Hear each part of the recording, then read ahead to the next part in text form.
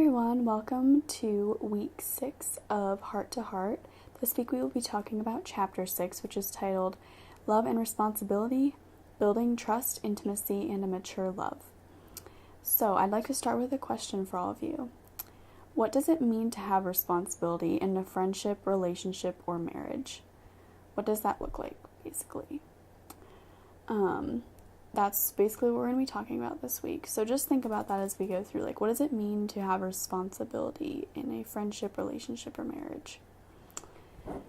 Alright, so when a man and woman entrust themselves to each other in marriage, they in turn have a sense of responsibility for each other. And this responsibility it spans across many things. So you have a responsibility for the other person, involving being responsible for his or her well-being, happiness, emotional security, and holiness. So these are all very important things, obviously, in any relationship or marriage or friendship. And basically, responsibility spans across all of these things and more. But these are just general areas that responsibility is very important in. So think about it, like when you're in a relationship with someone, you are really responsible for their well-being. You look out for them, you take care of them, you try to bring them joy and happiness, you want what's best for them, and overall, hopefully, you're trying to get each other to heaven. And that's really what this responsibility looks like. So, John Paul II says, quote, "The greater the feeling of responsibility for the person, the more true love there is." So you can't just have love without responsibility. They kind of go hand in hand, basically, is what he's saying. So when you love someone, you do have a responsibility for them, and you know that, and you honor that, and you act upon it, basically. So I'm going to put up a quote from the book in a minute, and I just want you to read through it and think about how this relates to basically how the creation of Adam and Eve really shows us this love and responsibility that we'll be talking about this week. So just take a minute and read it, and we'll be back in a minute to talk about it.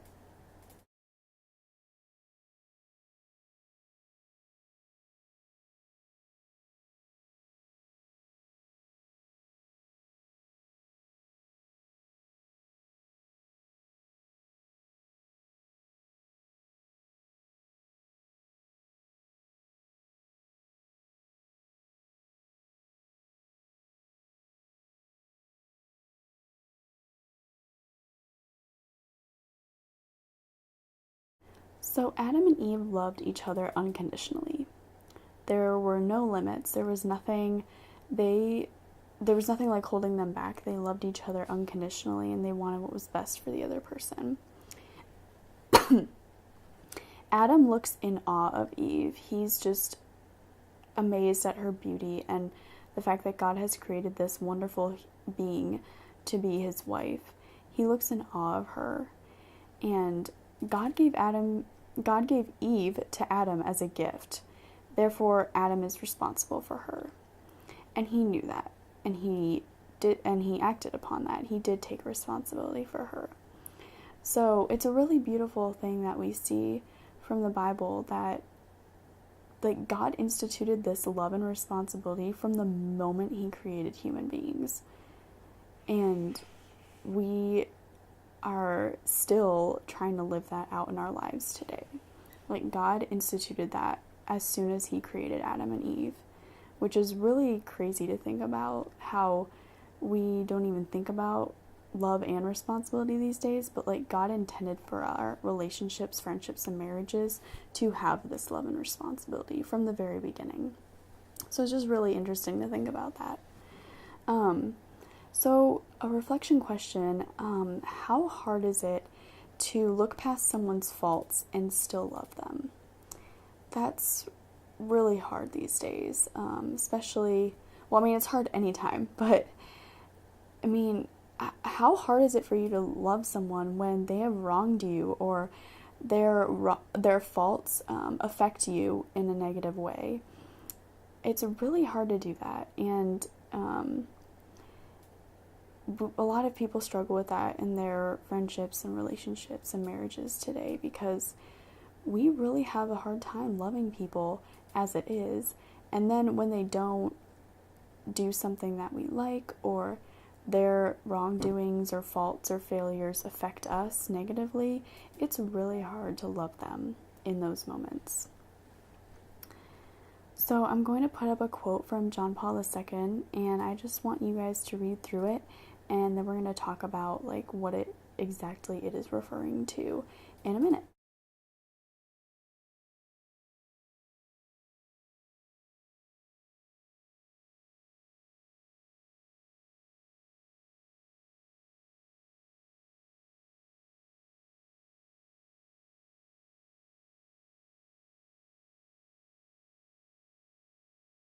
So this quote is describing unconditional love, basically. It's the kind of love that is equivalent to the way Christ loves us. And despite the things we do to hurt our relationship with Him, He loves us no matter what, and He would still do anything to make us happy. His love for us never changes, and it never fails. This love is seen most powerfully in the Eucharist. For Catholics, we believe that the Eucharist is the true body and blood of Christ, and Jesus gives Himself to us through the Eucharist every time there is a Mass that is celebrated. And it's really beautiful to see this example of unconditional love every single time we are at Mass. And we not only are receiving Christ when we receive the Eucharist, but Christ is receiving us, which is even more beautiful, because this is like His way of showing His love for us each and every day.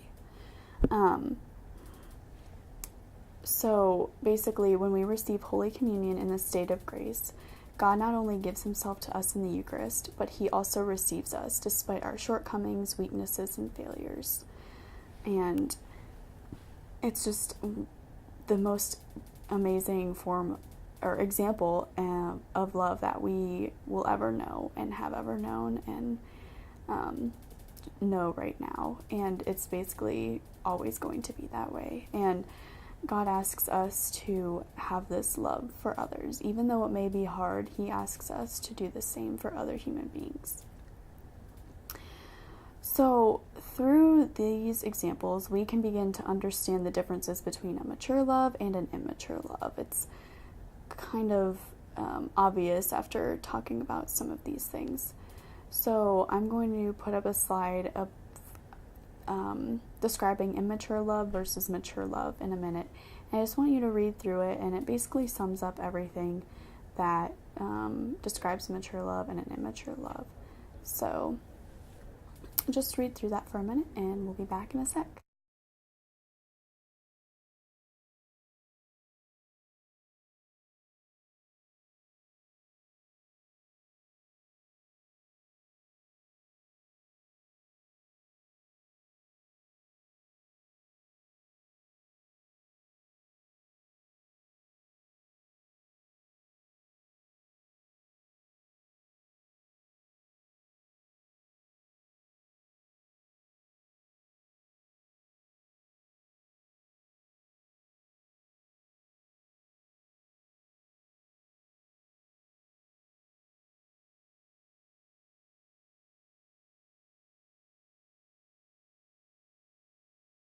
So in Bible study this week, we read Ecclesiastes 4, verses 9 through 10, and Philippians 2, verses 3 through 5.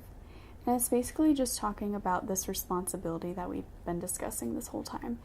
And it gives us examples from the Bible and basically I just ask that you read them and think about how you can apply this to your life and how this relates to our discussion, and what it means to you personally, and how you can live it out in your own life, and how you can take this responsibility for others when you love them and really act upon it. thank you for watching the week 6 video, and I will see you next week when we talk about chapter 7. Thanks. Have a great week. Bye.